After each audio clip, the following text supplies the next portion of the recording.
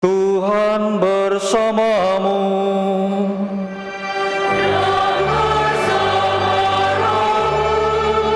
Inilah Injil suci menurut Lukas. Dimuliakanlah Tuhan. Sekali peristiwa, setelah Yesus menyampaikan beberapa nasihat, para rasul berkata kepadanya, "Tuhan, tambahkanlah iman kami."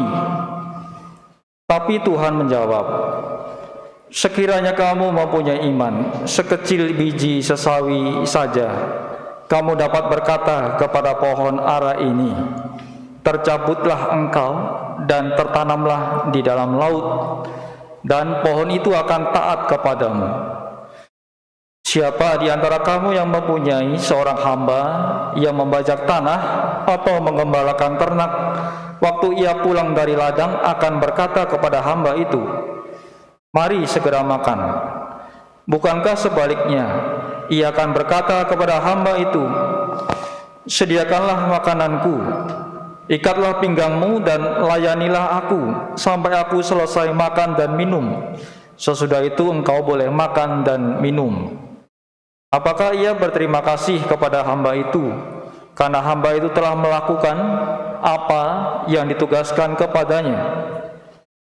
Demikian pula kamu, bila kamu telah melakukan segala sesuatu yang ditugaskan kepadamu, hendaklah kamu berkata, 'Kami ini hamba-hamba yang tidak berguna.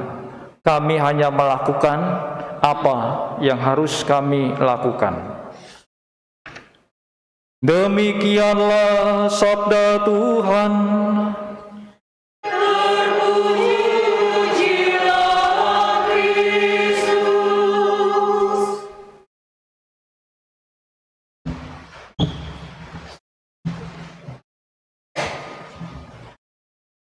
Saudara-saudari, anak-anak yang dikasihi Tuhan, Paulus menulis surat kepada Timotius yang kata-katanya tadi kita dengar dalam bacaan kedua. Salah satunya saya kutip, yaitu ketika dikatakan demikian, "Janganlah malu bersaksi tentang Tuhan."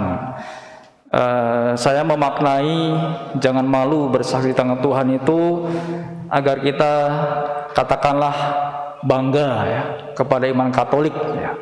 Kita bersyukur jadi orang Katolik, sudah dibaptis jadi orang Katolik, bangga karena Katolik itu luar biasa, punya tradisi yang kuat ya. Salah satu yang kuat yang dapat kita rasakan adalah setiap saat kita diingatkan untuk terus dekat dengan Tuhan. Misalkan September yang lalu adalah kita diingatkan untuk merenungkan sabda Tuhan, baca kitab suci secara tekun. Di lingkungan pastinya ada pendalaman iman kitab suci dengan tema-tema tertentu. Lalu bulan ini bulan apa Bapak Ibu, anak-anak? Rosario tahu, ini liturginya tahu ya. Bulan Rosario ya.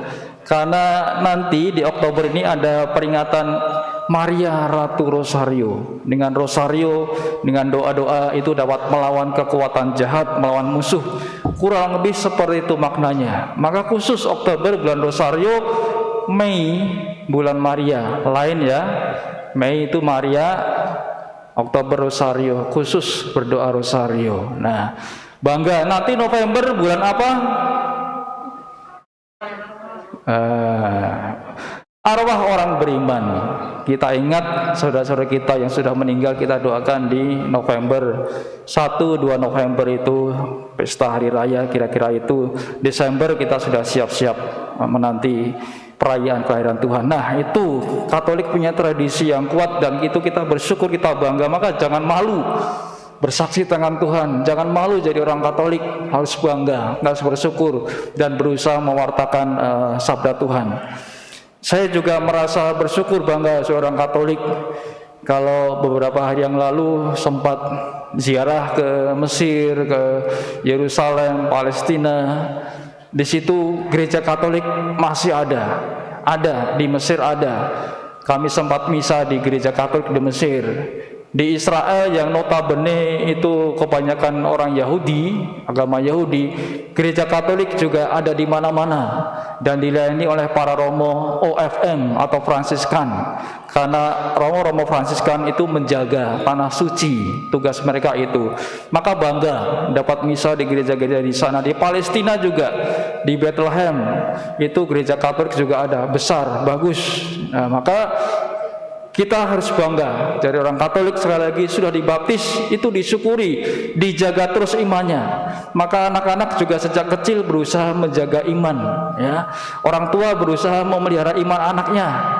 Kalau di sekolahnya nggak diajari agama Katolik, di sekolah negeri atau di sekolah internasional, ya orang tua punya tanggung jawab untuk memelihara iman anaknya supaya terjaga terus, ya.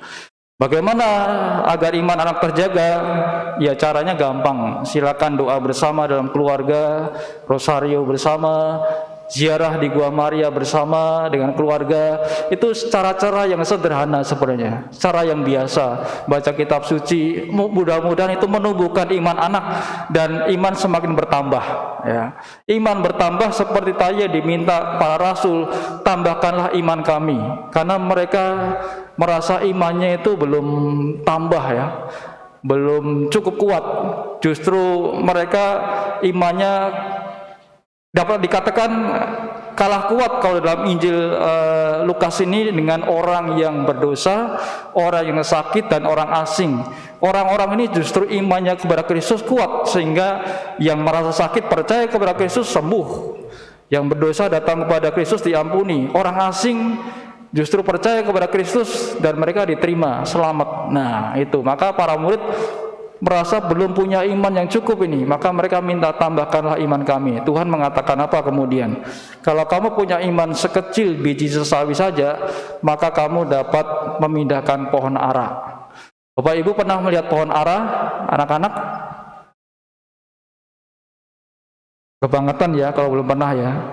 Di gereja sini ada pohon ara. Di samping selasar itu ada pohon ara, nanti dilihat buahnya kecil-kecil, ya.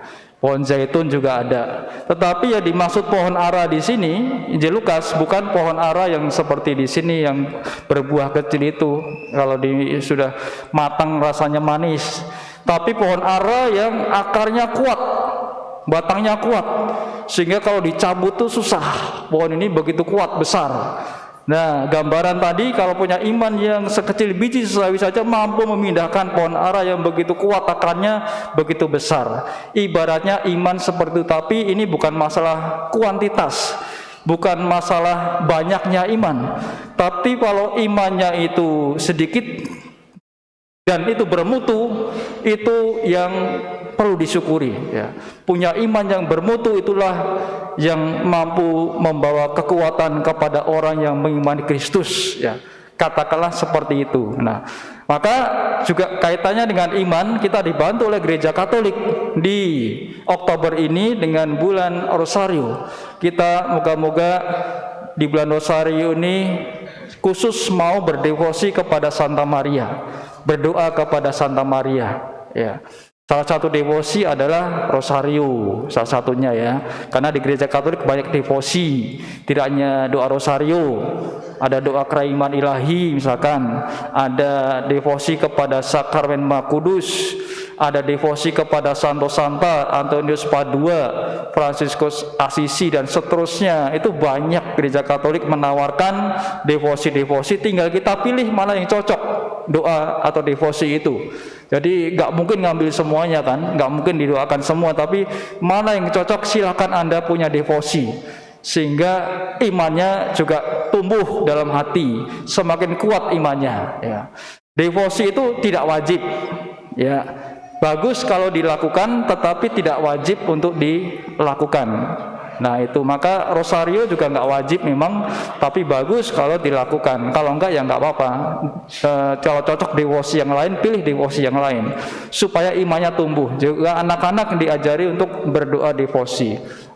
macam-macam dapat dipilih dalam gereja Katolik. Nah, yang wajib itu misa, ya, harus ikut misa, dengar sabda, terima sakramen Maha Kudus, itu wajib dalam gereja Katolik. Nah, itu saudara-saudari untuk pertumbuhan iman, dan kita dibantu moga-moga di Oktober ini melalui Santa Maria, berdoa kepada Santa Maria, minta bantuannya supaya kita juga mampu melaksanakan kehendak Tuhan dalam hidup kita.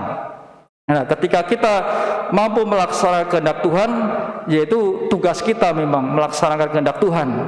Maka kalau kita sudah melaksanakan kehendak Tuhan, hendaknya kita tetap rendah hati, ya, tidak merasa tinggi hati, tidak merasa sombong bahwa sudah melakukan ini, sudah melakukan itu, lalu minta imbalan kepada Tuhan. Nih Tuhan, saya sudah melakukan banyak hal untukmu, untuk sesama, mana imbalannya, mana upahnya? Bukan seperti itu, tetapi hendaknya kita bersikap seperti sabda Tuhan tadi Injil Lukas bab 17 yang mengatakan demikian.